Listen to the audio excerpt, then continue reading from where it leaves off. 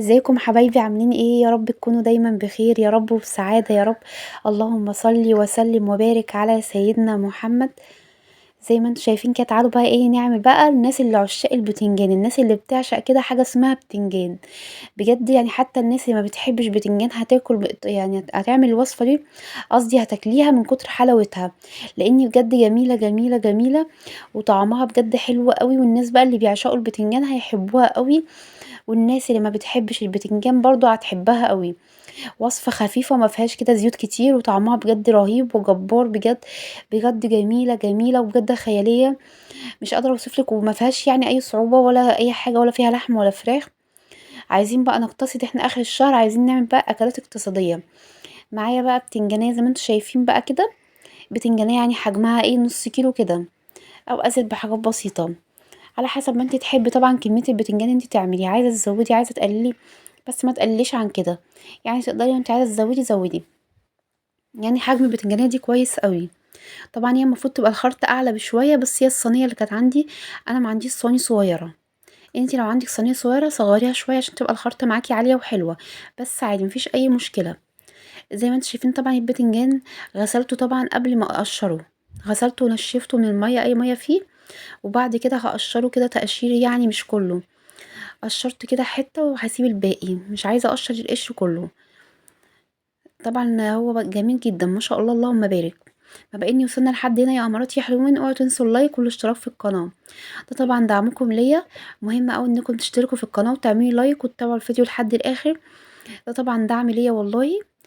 طبعا تدوسوا على الجرس وتدوسوا دوسة كمان، هيظهر لكم الكل هتدوسوا عليه. زي ما انتم شايفين كده، مسكت البتنجانة قسمتها نصين، ومسكت بقى النص ده فتحته اتنين، وحطيت كده فوق بعضه وقطعته كده مكعبات زي ما انتم شايفين، يا سهل وبسيط خالص ومفيهوش اي صعوبة يعني، سهل وبسيط خالص. الف هنا طبعا مطرح ما يسري يملي يا رب. اللهم صل وسلم وبارك على سيدنا محمد.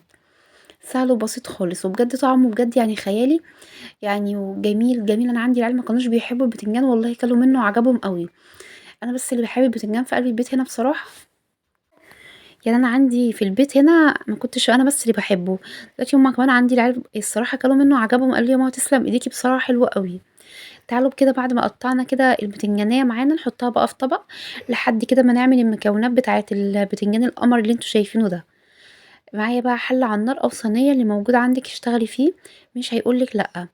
معايا بقى معلقتين من الزيت، ما تحطيش زيوت كتير، مش عايزينها تبقى فيها زيوت كتير وتبكي زيت، احنا عايزينها الزيوت اللي فيها تبقى على قدها. دي بقى حاجة بتنجان كده تاكليه ما تبقى مش بعد كده تحبي تاكلي البتنجان بالطريقة دي، لأنه ميزته حلوة اللي هو مفيهوش زيوت كتير. معايا بقى بصلاية وسط كده متقطعة مكعبات صغيرة، وهنزل بيها على الزيت لما سخن زي ما انتوا شايفين كده، وهقلبها مع الزيت. هي سهلة وبسيطة الوصفة دي، وبجد يعني مقاديرها كلها في حلة واحدة، بجد مقاديرها سهلة وبسيطة جدا جدا جدا، بجد لازم تجربيها. طبعا اوعوا تنسوا اللايك والاشتراك في القناة يا اماراتي يا حلوين، لان ده طبعا دعمكم ليا طبعا. سوري ان انا طبعا بتكلم كده تعبانه والله بقالي فتره، ادعوا لي يا جماعه ان ربنا يشفيني. معايا بقى ايه نص معلقه كبيره من الثوم المفروم زي ما انتوا شايفين كده، وهنزل بقى بيها على البصل، طبعا البصل ما خدش اي لون خالص، انا نزلت بيه على بنص معلقه كبيره ثوم مفروم. انا بس عايزه بس ريحه الثوم تفحفح وكمان تتحمر معايا شويه، بس ما تغمقوش قوي عشان ما يتحرقش منك، يا دوب بس يدي لون اصفر. ومعايا بقى قرن فلفل اخضر يعني رومي، طبعا لو عايزه تحطي حامي تقدري طبعا لو بتحبي الحاجه سبايسي، بس انا بصراحه مش بحب الحاجه حراقه، وعندي العيال مش بيحبوا الاكل حراق، فحطيت قرن فلفل رومي. تقدري انت طبعا تستبدليه بقرن فلفل حامي، او تحطي معاه في حامي واحد رومي واحد حامي. طبعا قعدت اقلب كده لحد ما الثوم معايا ادى لون اصفر، والريحه كده فحفحت، وملت وملت البيت كده زي ما انتوا شايفين، اللهم بارك الله اكبر يعني. وحطيت بقى نزلت بكميه البتنجان كلها زي ما انتوا شايفين كده على الحاجات المكونات اللي احنا حطيناها مع بعض. ومعايا بقى ايه طماطمتين صغيرين، يا اما طماطميه كبيره متقطعه مكعبات صغيره، زي ما انتم شايفين. معايا نص معلقه كبيره من الكمون، نص معلقه كبيره من الكزبره، وربع ونص معلقه صغيره من الفلفل الاسود، وربع معلقه شطه. طبعا تقدري لو مش حابه شطه بس متقلقيش، هي ما كانتش باينه خالص في الطعم، كنت كاني مش حاطه شطه اصلا على البتنجان، لاني حاطه شطه قليله قوي. ونزلت بكل المكونات كده وهاقلبها كويس جدًا. ناقص آخر مكون اللي هو الملح، وكمان مكون كمان هاقول لكم عليه.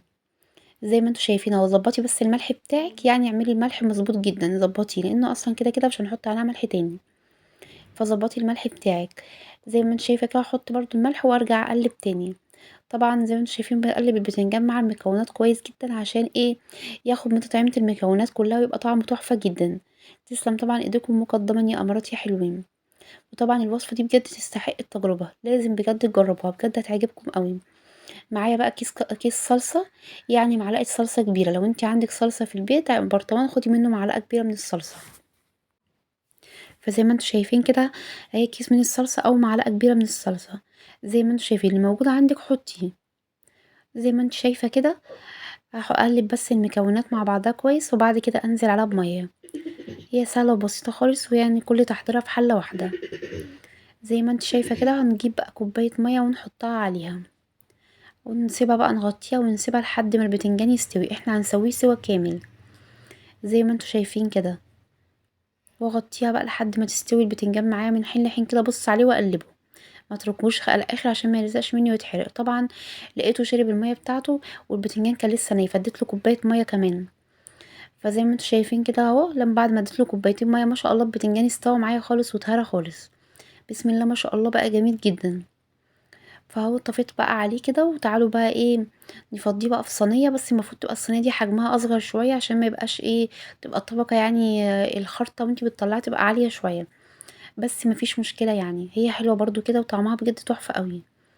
تعالوا بقى نفردها كده في الصينية، نفردها كده بالمعلقة كويس جدا لحد ما نسوي المنظر ونخليه منظر كده حلو زيكم كده وقمر.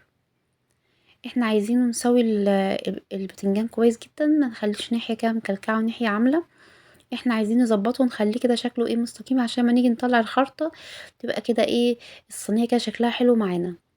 تعالوا بقى نحط اخر حاجه اللي هتدي كده منظر حلو للوش وتخلي الوش متحمر كده معانا وقمر كده زيكم، جبنه موتزاريلا.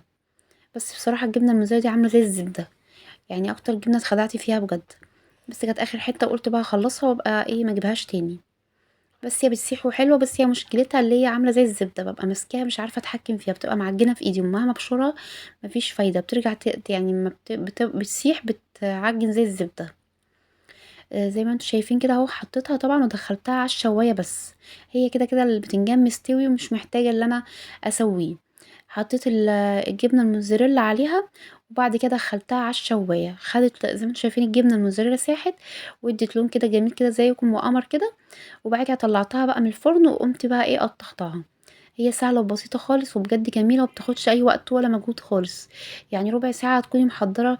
يعني والله ربع ساعه بتكوني محضرة الوصفة الجميلة القمر دي زيك، والله سهلة وجميلة وطعمها حلو قوي قوي قوي قوي. بجد العيال كانوا هيتجننوا عليها مع انهم مش بيحبوا البتنجان والله. يعني حتى لو عندك عيال مش بيحبوا البتنجان اعمل لهم الوصفة دي هيحبوها قوي. الناس بقى عشاق البتنجان، انا طبعا بعشق حاجة اسمها بتنجان.